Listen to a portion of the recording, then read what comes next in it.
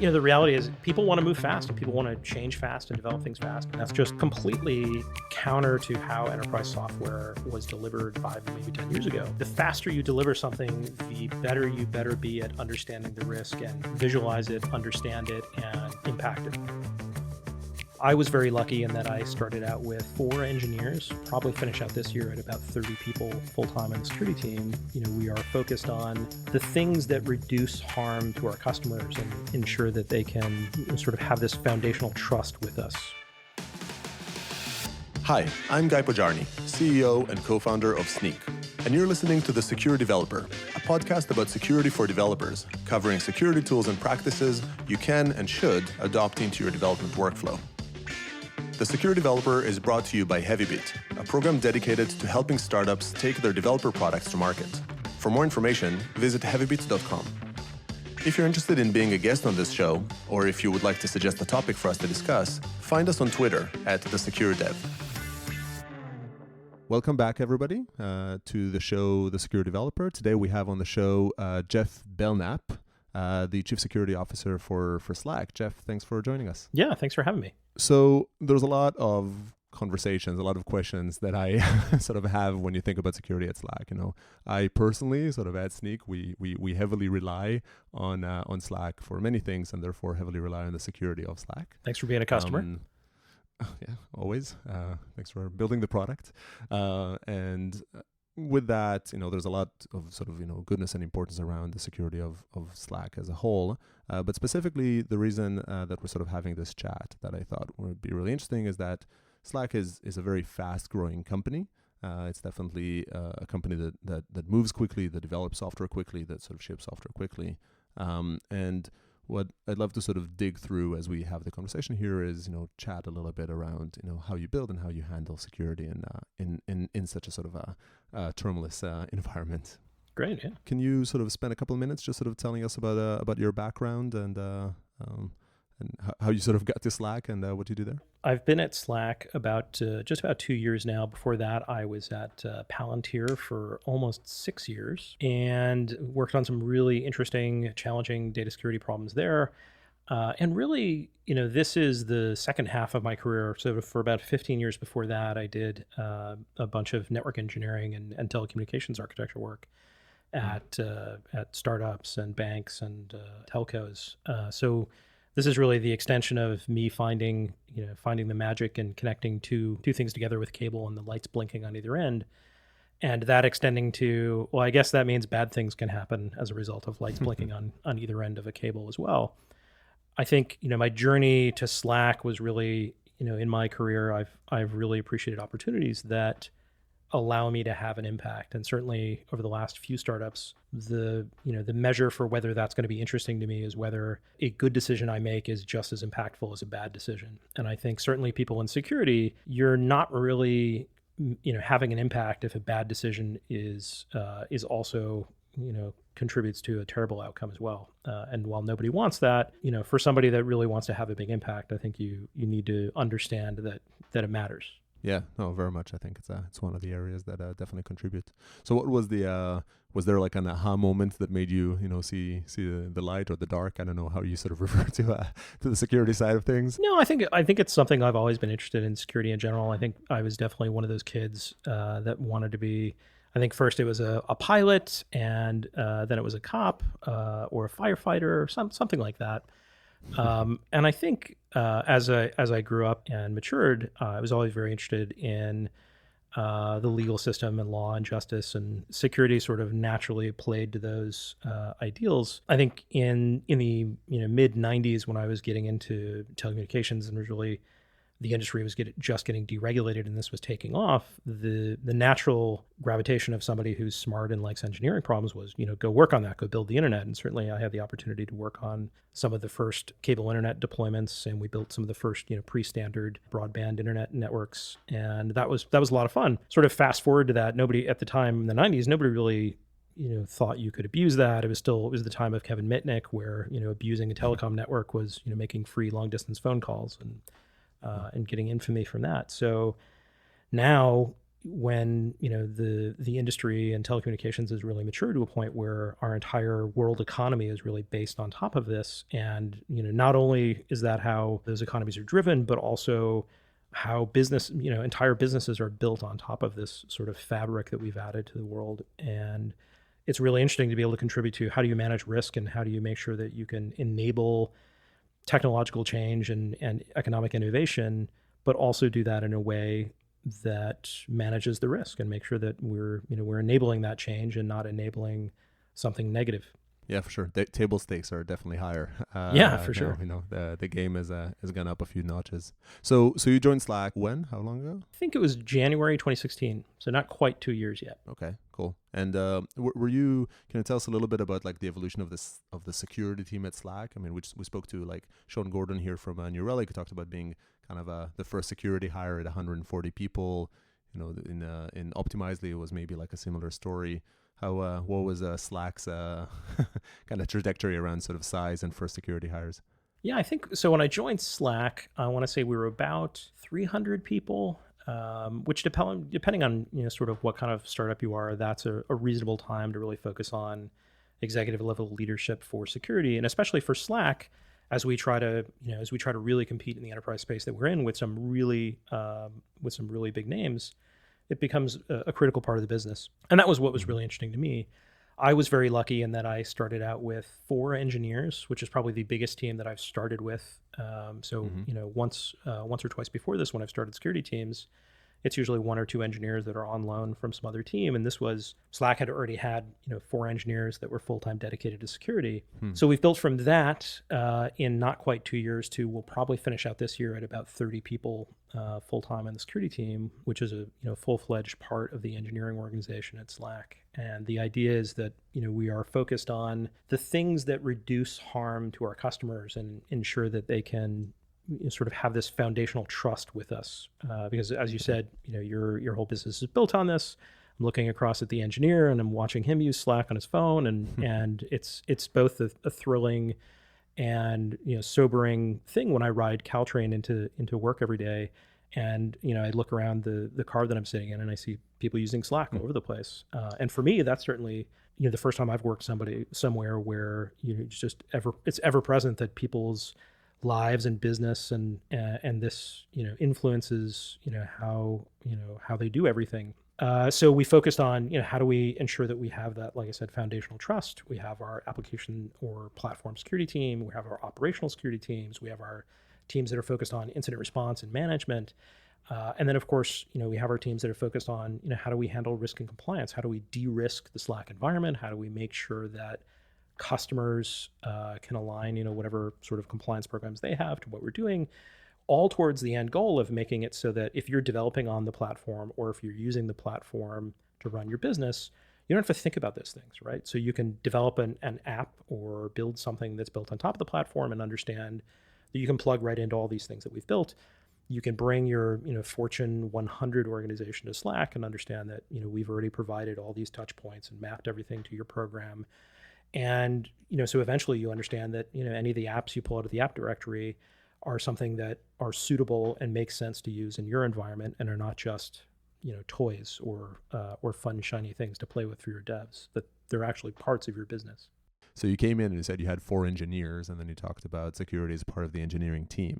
So first of all, maybe let's sort of unpack that a little bit. Okay. It's not always a given that you consider security to be a part of the engineering team. Is that the way it's structured? Like security as a whole is a part of the engineering organization?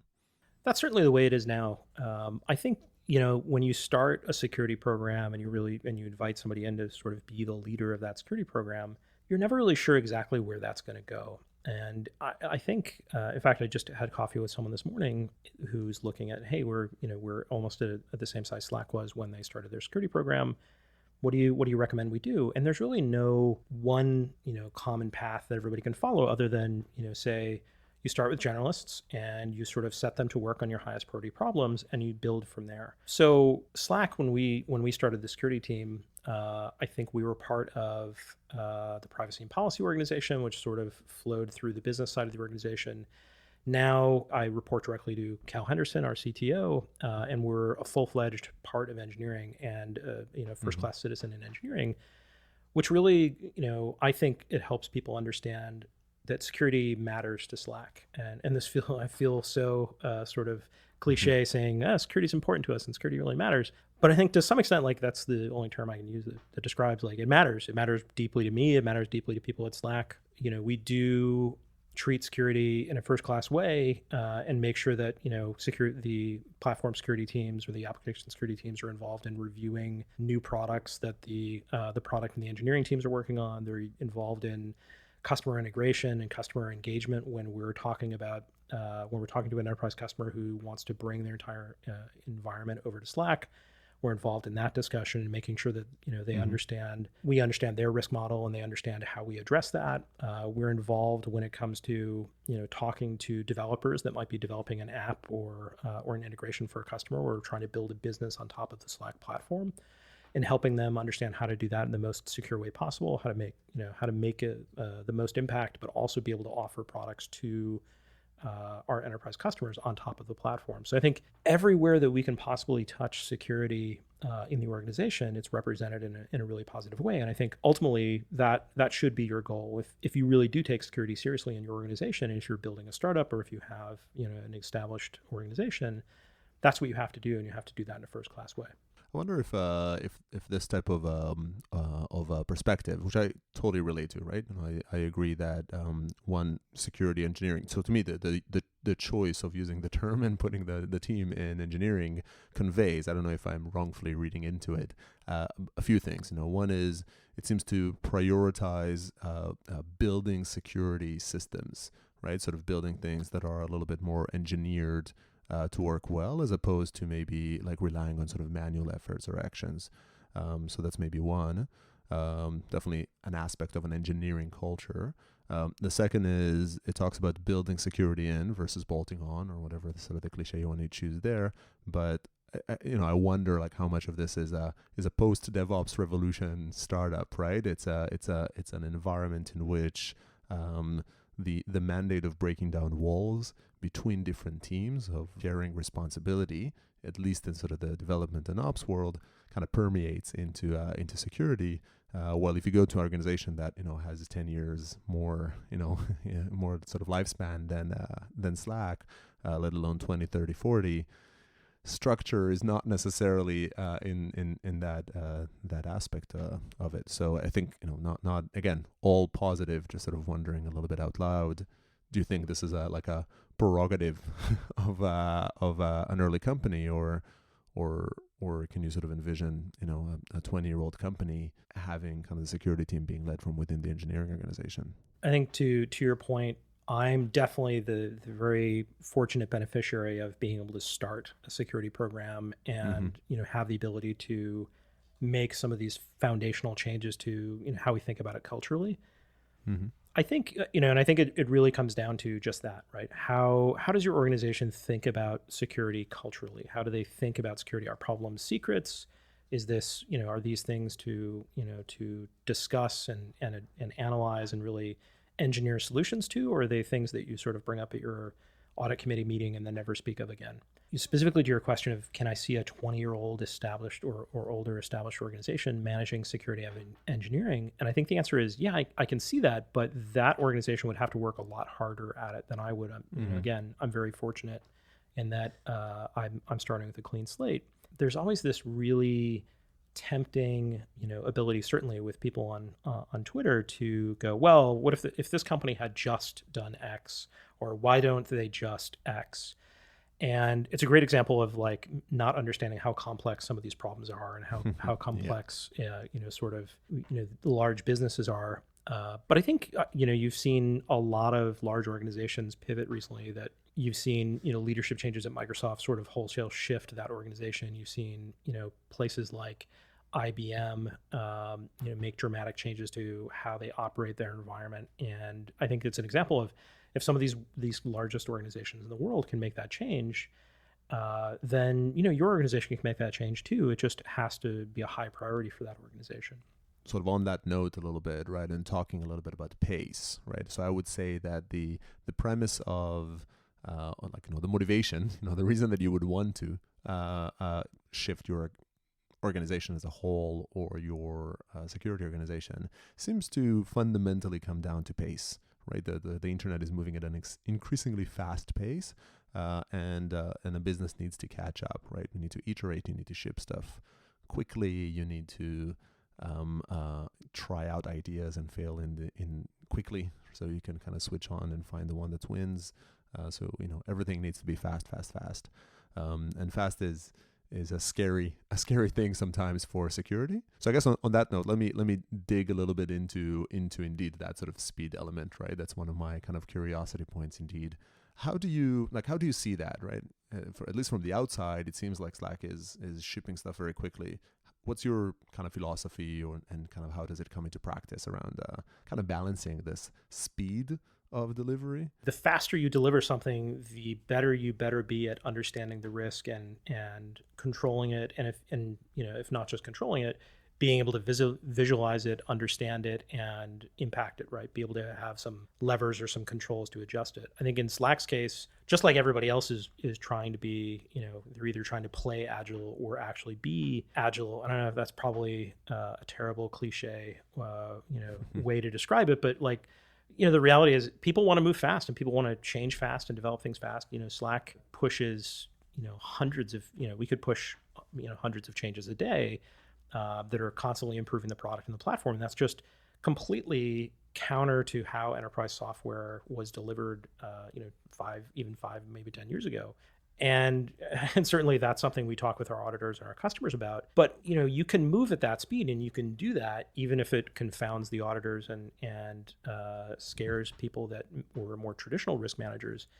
Because the reality is, your customers want that. They want you to go fast. They want it to be improved fast. The reason people are signing up for things that are SaaS products and subscription-based services is because their expectation is that the product is going to constantly improve. And certainly I think everyone, just like Slack, it wants to meet that. Well, that makes my job both very exciting and very stressful, in that I have to constantly be building a program and controls and visibility. If I just think about the tools that can tell us what's happening and alert us to if something's going wrong. It means we have to respond faster when we do find something that's gone wrong, or if we think something's sort of veering off in a direction that's less than safe. But it also means we have to have culturally the ability to flag problems inside the organization, to escalate those, to have discussions with comms or general counsel, or with your CEO or your CTO about what are these problems, and how do they impact the business, and what should we do? Do we change a high-level, top-level strategy? Is this a simple logistical change? But if you don't have the ability to both quickly surface, discuss, and make decisions, and then disseminate, an action plan inside your organization, I mean, all those things contribute deeply to whether you are secure or not, and whether your business is going to survive. So how does that play out in reality? So I share the concepts, right? You want to be able to communicate. You want to talk about risk, without without sort of some zero tolerance mindset. Like sometimes you need to move it. How does that manifest? Like, can you share some best practices, some tools, or maybe it's principles that you apply that that we can adopt elsewhere as well in kind of the daily life? I think a great example here of how this manifests and how to measure whether this is working well in your organization is if you're at a maturity phase where you can have a bug bounty. This is a great sort of test for is your organization mature in terms of how it handles risk and how it responds to things? And B, are you mature enough that you can accept, random people on the internet telling you how bad your product is, other than your customers? I think it's really a big step. So for us, we have a bug bounty. I was very lucky in that I walked in, and when I walked to the door, Slack had already established this. But a bug bounty is really something that from the outside, seems like an interesting idea and is valuable, but it really, to do it well, becomes part of the fabric of your sort of your technical and your business culture. You're putting something out there where you tell people, please find flaws in my product, tell me about them, and we will fix and compensate you for that trouble. And that seems really straightforward, but what that means is We get submissions all day long from the bug bounty program, and we scrutinize each of those, and we look at them, all through a very serious eye, and we triage those, and then we have an internal discussion with the team that looks at that, and they make a decision about, is this really a problem or not? Do we need more information? And then, the stuff nobody ever sees, kicks into work. And there's a whole bunch of stuff where, we file a ticket, we might go over to that product team or the product management team and try to understand, this is a problem, that we've confirmed this is a problem, what priority is this? How fast do we think this needs to be fixed? Is this something that we think customer data is at risk immediately? Do we need to do all hands on deck and fix this? Is this something that can just go into the next, release cycle? And that's a hard discussion to have if you don't have a strong engineering, a strong security culture, because people generally don't like to fix bugs. People don't like to fix bugs. I'm sure nobody listening to this podcast hates to fix bugs, but everybody else would rather sort of includes the listeners. Yeah. I think everybody else would sort of like to wait till next quarter or maybe the next release or something else that's going to make money.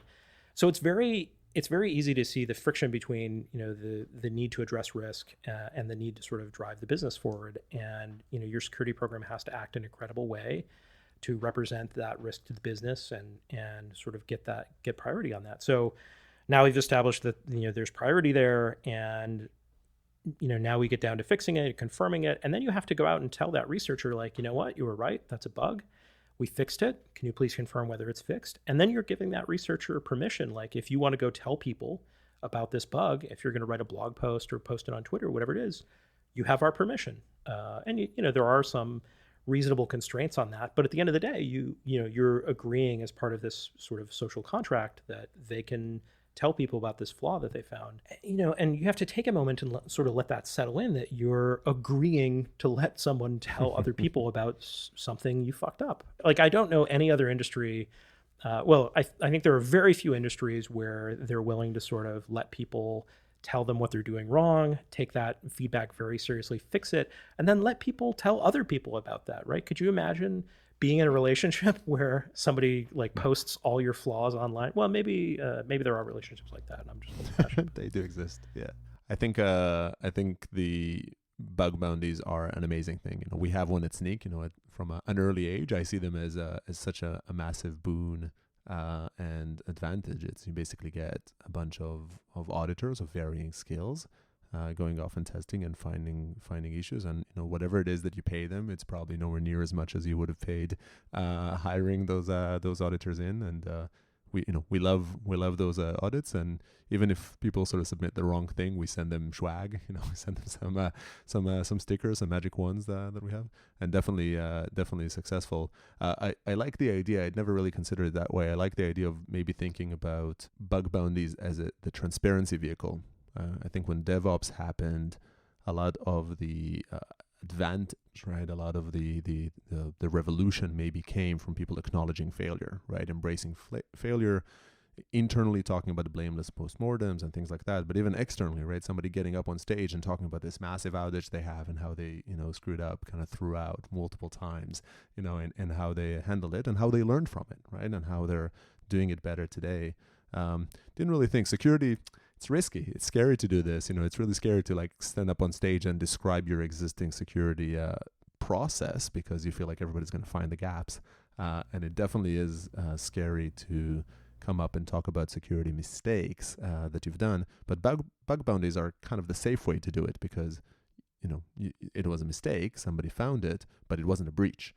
Yeah, I think it's a safe way to, for organizations to dip their toes in the waters of transparency. And I think the reality is we're not headed towards a future where there's less transparency, right? So I'm looking at a future where, people need to have more information, and consumers need more information about, what the privacy impacts of your products are, what, security features you have. I'd love to see an environment we were operating in where there was like an Energy Star logo, or just like you have nutrition facts on the side of the cereal box, so people can sort of evaluate, one SaaS provider versus another and go, oh, well, this one's got, worse SSL or TLS certificates than this one, or this one, handles my data in a different way. We really, we're going to move towards a time like that, and where, maybe 5 years ago you could try to sue somebody into not presenting about your product at Black Hat or DEF CON, or writing a blog post. The reality is, like, you can't. And going that way and trying to keep a lid on, how you're approaching these things, and how slow or fast you're fixing them is the wrong way to go. The right way to go is, treat these things, give them the right priority, do a consistent job of addressing them, even if you're not fixing it as fast as someone else might like you to. As long as you're fixing it and you're doing it in a transparent way, I think, what companies, especially startups, are starting to figure out is having a track record of transparently and consistently addressing these kind of security problems in general lends you towards a place where you're improving the brand, you're improving the trust you have with your customers, your prospective customers. And I think there's certainly, without getting too far into the weeds of the news, you're looking at breaches and other things happen in a way that, if you're dealing with companies that historically have not been transparent and have not been consistent in how they handle these things, the fallout from those things is going to be much more dramatic than if people know that you've been doing the right thing, or making an honest attempt at taking security seriously all along. It makes it much less like a TV trope to just say you're taking security seriously when you're in front of Congress. No, but once again, it's sort of the high table stakes there. The so let's sort of maybe continue down this line of kind of laying blame. So I remember, I'm not sure if I'm remembering my facts correctly, but I think maybe it was when Cloudbleed happens, or when one of the Slack team, security team, sent flowers, or some box of chocolates, or was the other way around. There was some I seem to recall some showing some love from the sort of Slack security team to another breach, or vice versa. I think these, while I don't remember the details, these types of occasions stick to mind because they're oh so unusual in the security chatter. Typically, I mean, we just had a massive breach at Equifax. We've had massive ones before, maybe not quite that size. But definitely each time one of those happens, when there's some big breach, some big data leak, the finger pointing begins, right? It's all about laying blame, and a part of it is washing your hands, so it's not my fault. A part of it is glee, maybe just sort of being gloating, for somebody else's failure. And I find, we from kind of a perspective of maybe somebody providing security tools and talking about reducing risk, and I suspect you share this as well, that it's really hard to talk about security in a positive tone, right? To educate for security, to educate about reducing risk without having the narrative be about hyping up the risk, right? About having this fear-induced, blame-induced environments. If you don't do this, you're going to lose your job. If you don't do this, you're going to be breached. The world will come to an end. How do we? What are your thoughts on this? How do we kind of advance on that path? I think the answer is definitely more cake. So we sent. That's always good. I think what you're thinking of is, we sent Atlassian some cake or some cookies recently at the launch of their product. I think in the past we've also sent cake or pizza when friends are having a bad day, because the reality is, even though we're all in this market and we're competing against each other, whether it be Microsoft or Atlassian or anyone else, we all rise and fall together, right? So the tide comes in and out. We all go up and down together. A breach at one cloud provider is not a cause for joyous celebration. It's a time for us to all reflect on that could have been us, and what are we doing to make sure that doesn't happen. And quite frankly, for people in my position and a lot of people on my team, do those guys need any help, right? Is there anything that we can do to help them out? Do they, if there's any information that we have, either whether it be threat intelligence or smart people that are working on a problem, quite frankly, we're often very ready to help, and I've seen that go both ways. People have reached out and offered assistance across the community, and that's one of the parts about the community I really like. The alternative to that is we also live in an environment where people are very ready to pitch their product on top of whatever this latest breach is. I think because security is very hard to sort of understand and grasp the ROI of, and understand when you should be buying versus building and what you should be buying. There are a ton of things to buy. There's something like 1,700 different startups being covered by by different analysts right now. All of them are in this market trying to sell a security relevant product, and they all, there's a ton of money floating around. They all need an opportunity to market. So anytime there seems to be some sort of news about security, I get a flood of emails, as it is everybody else, I think, in the industry, about how vendor X's product would have stopped this. And it's both infuriating and it's unhelpful to the industry as a whole, because that's not what we're here to do. Quite frankly, I don't think I've ever received an email where that was true, that vendor X's product would have prevented whatever I just read about in the news. But it sort of makes it harder for our industry and our discipline and our engineering practice to be better recognized, because there's sort of this ambulance chasing. I think eventually, between M&A and just sort of the natural momentum of the market, that will settle down and this will make sense. I think it's going to take longer, and people will realize that security, cybersecurity, risk management, information security, whatever you want to call it, has to become a core part of how you operate a business. And the thing you should be spending most of your time on when you're deciding what to buy or what to build is, what are the most high priority things for your business? What's strategic? What's important? What are you spending the most amount of time on in terms of problems to solve? And then maybe those are the things to spend your money on. But otherwise, you should be, like we talked about before, you really should be building things that are directly going to enable your business to achieve its strategic outcomes. And if you're not focused on those things because you're distracted by something else that's taking all your time, that's a great thing to spend money on, to make go away, either with people or technology. But everything else you should be focused on, giving you the best visibility, giving you the best ability to control or influence those outcomes. So I definitely kind of relate to the vision, right? Or sort of this, the goal, shall we say, maybe like I'm a tiny bit more pessimistic around, whether consolidation of the security market would lead us there. I feel like there's more, salesmanship or sort of fear mongering has kind of not really gone away from our culture at any point in time. But I do think that it's something that if we don't do anything about it, definitely is going to get worse, and we need to work on it, right? We need to push for it and try to incentivize it. I guess maybe that's, we kind of have time for sort of one more sort of these topics of conversations. How do you see incentives in this world, right? Because you talk about the counter example of chasing an ambulance, chasing a hack, but how do you celebrate security success? How do you reward good behavior, good achievements in security? I think the way I think about incentives is transparency helps a lot here. The economic incentives have really been misaligned for security in a long time, in that if you look at breaches historically, and I think if you look at the current breach du jour everyone's talking about, it's probably too early to tell for that one. But if you look at the numbers historically, you'll find that the cost of being breached is very short term. So especially if you're a public company, you'll find that your stock price might take a hit, at least temporarily. But the reality is, like, that will come back and people will buy their diapers or hammers or whatever it is that you sell, and things will stabilize again. And right now, the economic incentive is to scare people into buying your thing or spending money in a certain place, and it's not directly aligned with actually making things better, because people, by and large, have not spent much time studying and putting information out in a broad way about what is better and what does it take to make things better.